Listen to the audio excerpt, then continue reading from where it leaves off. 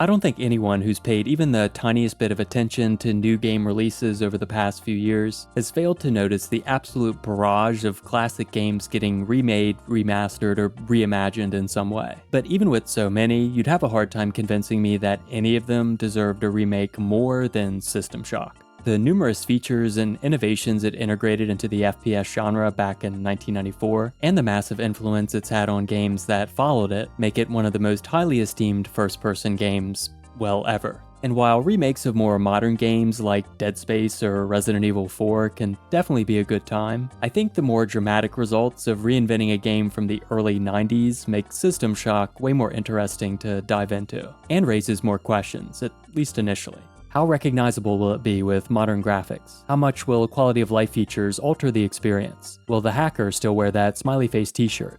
Demos of the remake released during development helped address some of these concerns, and probably the biggest question on a lot of people's minds for a while was, when will it actually come out, since it had numerous delays. But thankfully that's all in the past now. Night Dive Studios released their System Shock remake in 2023, and added a big update about a year later, introducing some changes and enhancements. I didn't play the original System Shock until years and years after it released, which I'm kinda thankful for because most of what I've heard about the classic control scheme sounds rough. Like you need arthritis medicine after playing kind of rough. But mods and later the Enhanced Edition, which add mouse look, make it way easier to get into. And man was I blown away by it. A gripping journey deep inside the inner workings of an oppressive, maze-like space station, blasting away at mutants, cyborgs, and robots, all while extremely catchy and extremely cyberpunk music thumps in your ears.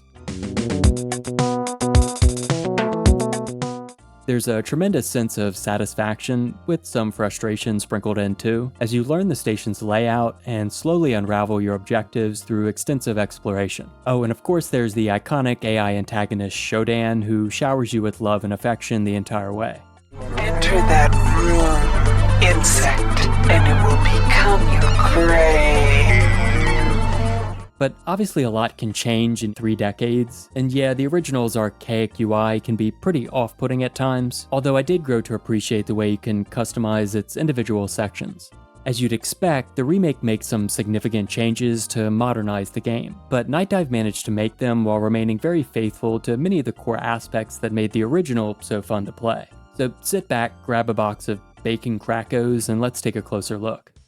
As far as changes that aren't graphical go, you don't have to wait longer than the game's opening to see some. A brief cutscene at the beginning of the original System Shock quickly established everything you needed to know and then threw you right in to start playing. But things are drawn out more in the remake, with a flyby cutscene and a segment where you can explore the player character's apartment, both of which seem inspired by the opening of Arcane Studios' Prey.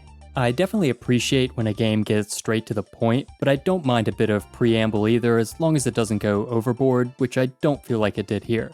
Listening to the radio inside the apartment adds a touch of world building, and being able to mess around with all the random stuff in here makes the setting feel believable and helps you get immersed in the game. Or you can just skip all this because it's totally optional. You can take a shower if you want, but trust me, where you're going, nobody's gonna care how you smell. Oh, and instead of a t-shirt, this time you've got a squishable smiley-faced donut, which is a bit of foreshadowing for what's about to happen to your character's own face. The premise is still the same. It's the year 2072 and you take control of a character known as the Hacker, who hacks into the network of a megacorporation called Trioptimum, but immediately gets caught, knocked out by Trioptimum security, and then flown as a prisoner to a space station called Citadel Station. Here, you're pressured into striking a deal with a shady corporate executive named Edward Diego, whose voice sounds way more sinister here than in the original. The charges against you are severe, but they could be dismissed if you perform a service. I'll make you a deal. You cooperate and I'll give you the implant you tried to steal. Surgery and all. Yeah, there's no mistaking someone who talks like that for anyone other than a villain. He wants you to hack into Shodan, the AI system that controls the station, and remove its ethical constraints. Yeah, I'm sure that won't cause any problems. Once it's done, you get knocked out again, wake up later, and surprise, surprise, the entire station has descended into complete chaos. Shodan has taken over, murdered the crew, and even better, turned some of them into mutants and cyborgs, who along with reprogrammed robots attack you on sight. To top things off, you learn that the station has a giant laser that's charging up to strike Earth. It's a very unnerving setup where you're thrown into an absolutely terrible situation, alone, without much information on how best to proceed, so you're forced to take charge and push forward on your own to try and figure out more. Your initial outlook is especially daunting considering you're just a hacker, armed with only a metal pipe at first. Although you did get a fancy neural implant from Diego, which lets you install useful hardware power-ups, but you need to actually find those first.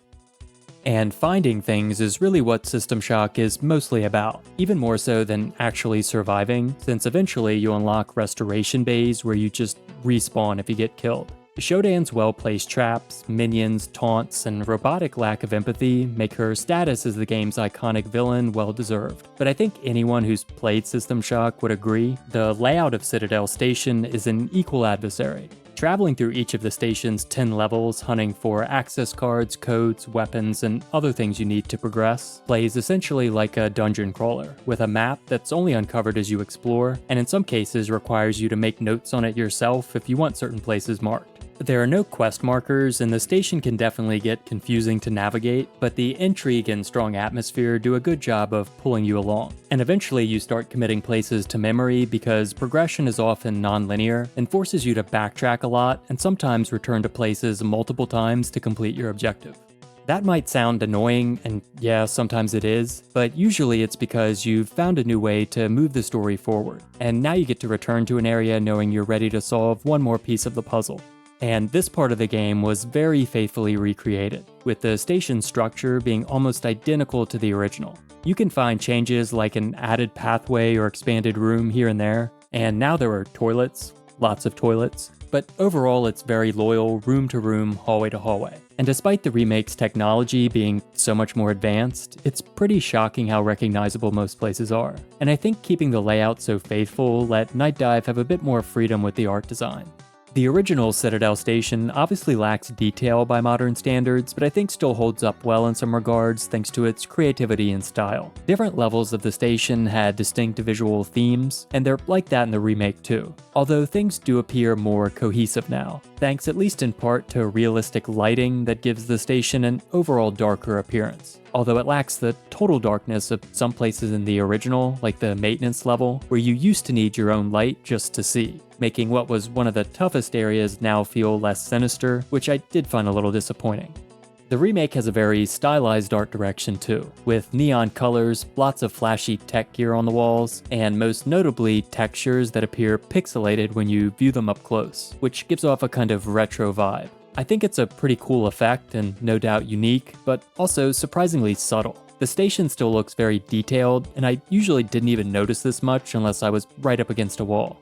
Overall, I think the design of the actual physical structure of Citadel Station looks great, and it definitely gives off a sense of familiarity, so that I got to enjoy seeing places I remember from the original recreated in a satisfying way.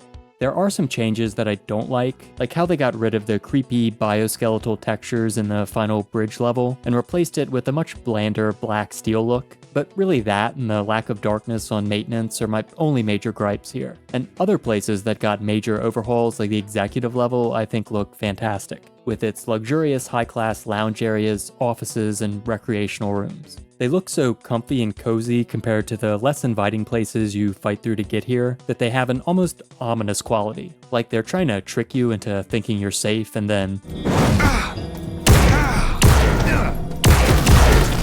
The grove areas on this same level were probably my favorite places in the original. Traveling through so many technical areas and then stepping out into these lush, almost jungle-like groves had a very dramatic effect. Sort of like what I'll feel going outside when I'm finally done making this video. It's equally dramatic in the remake, but this is brought on by a much different kind of visual design. A giant dome, colored fog, and a sort of neon blacklight effect make the groves feel more like toxic greenhouses than the outdoorsy lounge areas you had in the original. And now the mood here is more foreboding and sinister.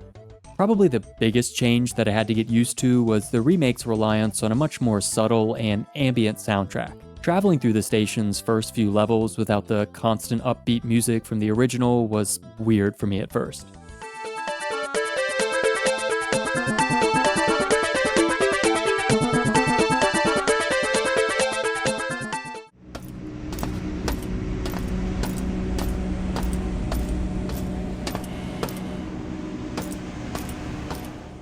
It felt like there was a hollowness to these areas that I didn't like initially, but after not too long, the remake shift towards realism started to grow on me. So that's why the toilets are there. The new Citadel Station ditches the 90s shooter vibe for a quieter, more survival horror-like atmosphere that makes it feel more like a believable place. And there are lots of little immersive touches and changes that tie in with this, like the addition of fall damage, ammo counters appear on the actual guns, and there are animations for things like picking up items and healing, which can actually be a factor during combat if you get attacked before the animation completes. And my absolute favorite was being able to actually see Shodan spawn in new enemies, instead of them just being summoned by Gandalf or something somewhere off screen. System Shock usually isn't an outright scary game, System Shock 2 did that better, but it definitely does have unsettling moments. Enemy noises that alert you to their presence but don't reveal their exact location create tension. And scenes of grisly dismemberment are a common sight, and let your imagination play out all the terrible things that happen to the crew. I think the original actually outdoes the remake in a few spots here, because having a bunch of larger sprites packed together just looks more brutal in a couple places. And there's an infamous ambush in an elevator that for some reason was scaled down in the remake. But other than a few instances like that, the added detail and gore definitely enhance the horror vibe. Is that what I think it is? There is a problem I should mention with enemy corpses where they tend to glitch out and start convulsing like they're getting electrocuted or something. I mean, it's kind of funny, but obviously not left in the game intentionally, and does unfortunately dampen immersion when you see it.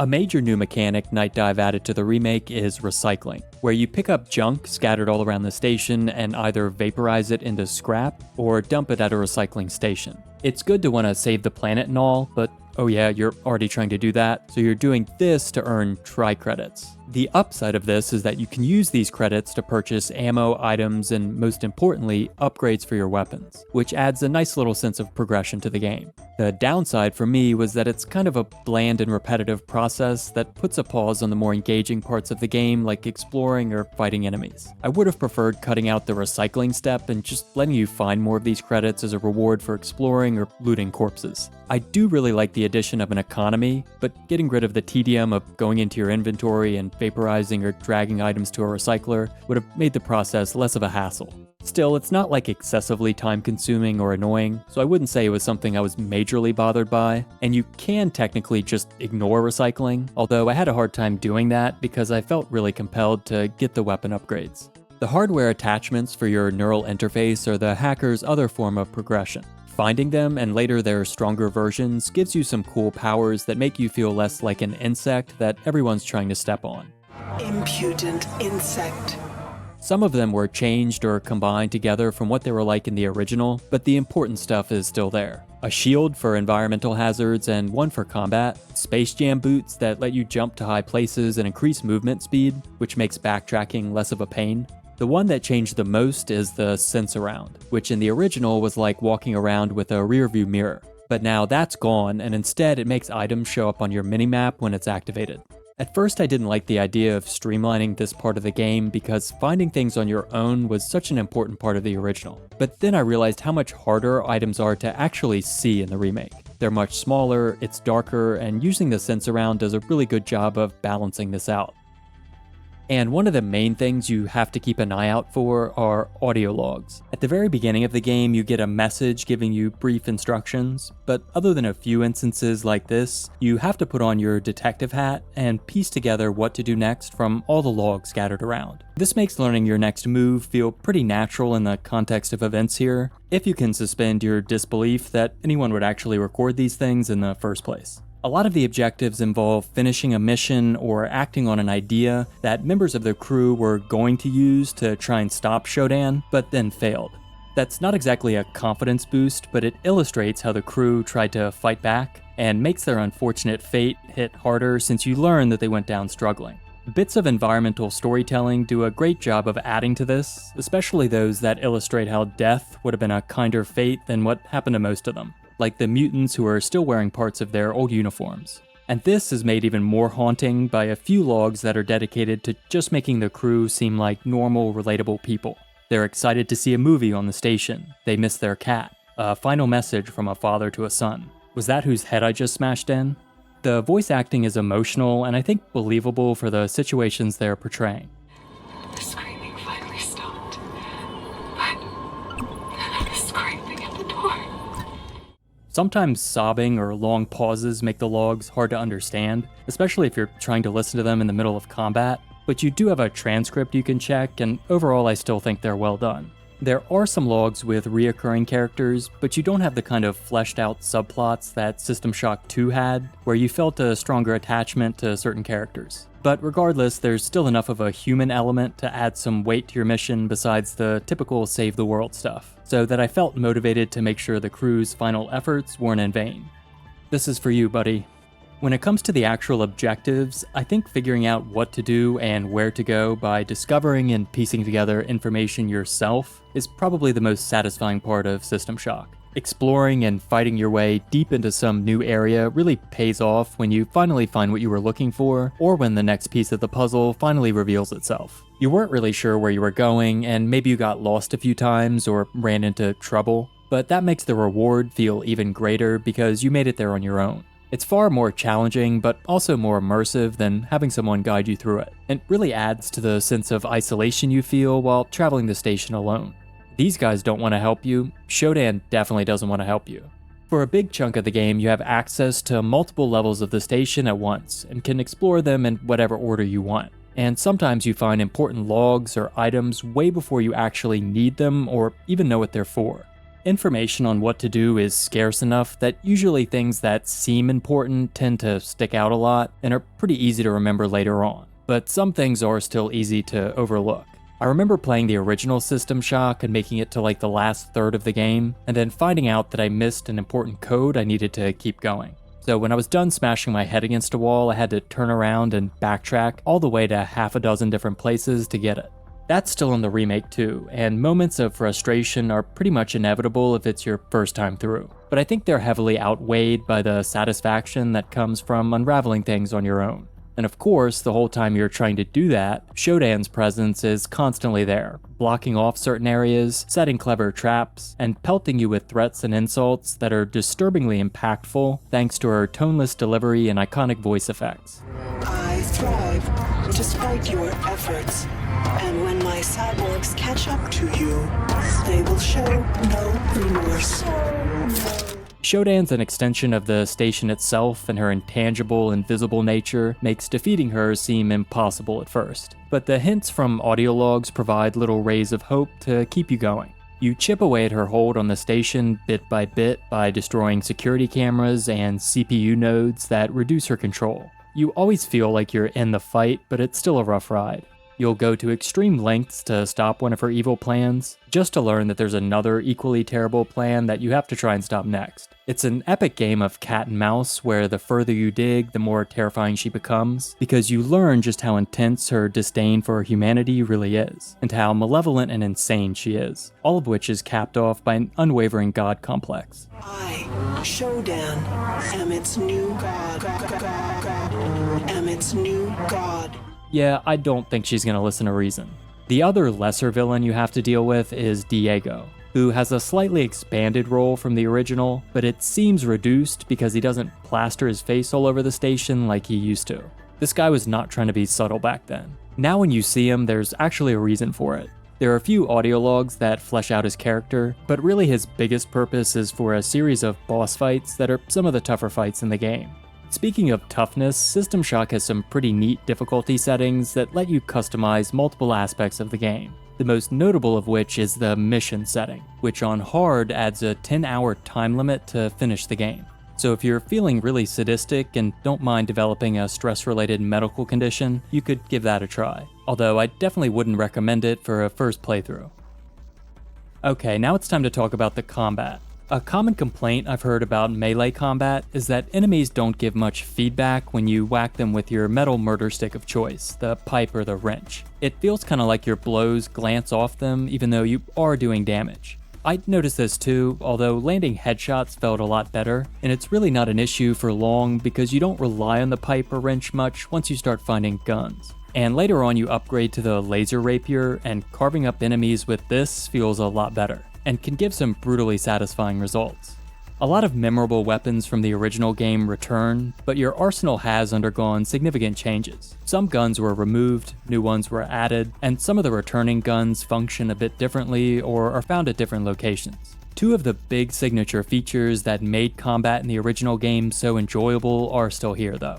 And that is that guns can use different types of ammo or alternative firing modes that you can switch between depending on your situation. And certain guns are stronger or weaker against specific types of enemies. This encourages a more strategic approach that rewards efficiency and adds a small learning curve as you figure out what weapons are most appropriate for certain situations. Both of which I think make combat more rewarding than more typical one-size-fits-all loadouts.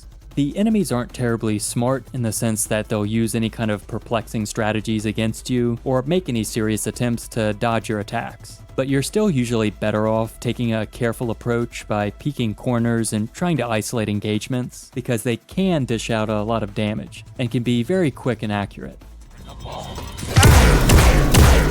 Jesus.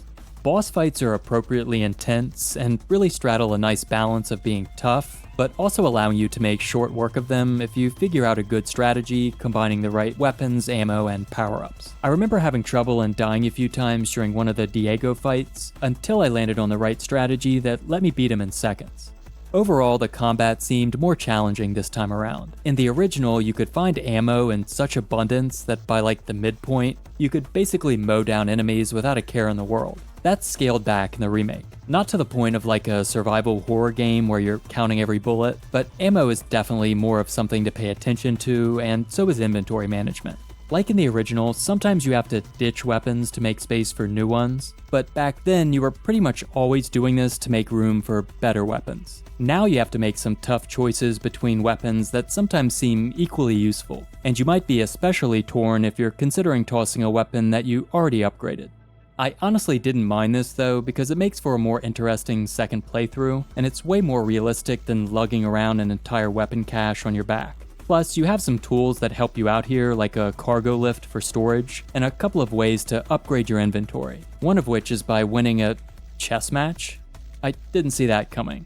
A couple of guns that I refused to ever part with were the Magnum and Magpulse. Both of them are incredibly effective in the right situations, but that's really only part of why I got attached to them. All of the guns have very impactful, realistic sound effects and nice animations, but these two stood out to me the most. The Magnum has this loud, pounding echo that just sounds so satisfying every time you fire it.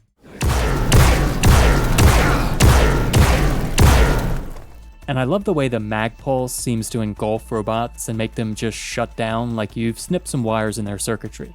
Energy weapons that you can recharge at energy stations are a nice option to fall back on if you're low on ammo, and they're the perfect tool for tasks like destroying cameras. Really, at the end of the day though, there isn't much reason to stress over which guns to keep, because System Shock at its core is secretly a Star Wars game. The laser rapier, aka the lightsaber, was so insanely overpowered in the original game that it made almost every fight feel like you were Obi-Wan with the high ground, and I'm pretty sure I've cleared out more than half the enemies in the game with it.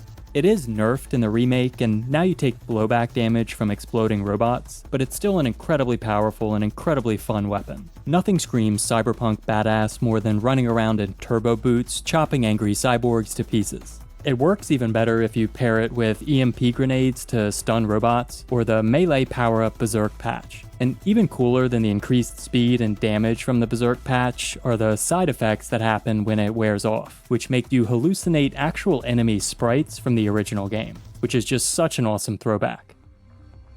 While exploring the station, you periodically run into puzzles found inside of these junction boxes, which you need to complete to open up doors and do things like extend bridges to access new routes around the station. The core mechanics of connecting wires and turning tiles to create pathways were taken right from the puzzles in the original game, but they're implemented differently here in a way which I liked much more. These puzzles are relatively simple, but also surprisingly addictive. I carried around logic probes in my inventory for most of the game, which are items that automatically solve puzzles for you, but I refused to use them because of how much I actually enjoyed completing these, and I thought they were spaced out well across the station so that the stops in action never felt too frequent. Going into Cyberspace is the other much bigger diversion from exploration and combat. This is where you plug your face into one of these cyber terminals and enter a virtual world to try and unlock access to important areas on the station. In the original System Shock, cyberspace was a really interesting idea, but an otherwise kinda underwhelming experience that played out like a simplistic rail shooter in these wiry-looking levels. This is probably the single thing that received the most significant overhaul in the remake. Visually, cyberspace now looks pretty stunning and almost psychedelic, with its vibrant neon colors and otherworldly atmosphere, and the action is way more engaging and challenging. One advantage that I think the original does have, though, is that these cyberspace segments were always brief. You went in and were usually out in just a couple minutes. That's now changed to the point that some of these segments feel almost like endurance contests, where you have to take on multiple onslaughts of these security programs and cover a lot more ground, or space. And the increased difficulty might mean having to re-enter multiple times to try again if you die. The moment-to-moment gameplay is pretty fun, but it still basically feels like a prolonged minigame, which I think in some instances just keeps you away from the better parts of the game for too long. Sometimes you can skip these trips into cyberspace though, so if you're really feeling bogged down by it, that's occasionally an option for you. I won't spoil the final confrontation with Shodan in cyberspace by saying or showing too much here, but I will say that it feels more like a climactic boss fight than what the original System Shock and System Shock 2 had, where you could end those fights almost immediately. The gameplay here in the remake is pretty abstract and the whole thing is a little bizarre, which does actually seem appropriate for the fact that you're fighting an AI program and not a regular kind of boss enemy. I didn't hate it, but I didn't love it either, and I'll admit that my expectations were pretty low because of the other System Shock games, and because I just think it's difficult to represent Shodan in a convincing way for a one-on-one showdown. At least she doesn't end up making this face when it's over. So in a kind of ironic reversal, it's now the old-school gameplay elements that play a major role in making System Shock so refreshing and compelling, rather than the innovation and groundbreaking features the original used to suck players in. And it's really cool to see the game modernized in so many ways while also staying true to its gameplay roots. It's not BioShock, it's not Prey, it's still System Shock, with a few mostly non-intrusive tweaks and a shiny, make that a very shiny, new coat of paint. I wouldn't say it replaces the original game, at least not for me. That one has a distinct atmosphere and charm that I think definitely makes it still worth playing, and I'd especially recommend it to anyone interested in witnessing firsthand how much its developers at LookingGlass pushed conventions back in the 90s. But the remake is a great way to experience System Shock for the first time too, since you get the core gameplay experience with the added bonus of some nice quality of life features. And as someone who had already experienced the original, it was awesome to see the game recreated in such grand fashion. A remastered version of System Shock 2 is next on the list for Night Dive Studios. That company was apparently started because of its founder's desire to play System Shock 2 on modern hardware, so I think it's safe to assume that they'll treat it with a lot of passion and care like they did the remake. I'm excited to check it out.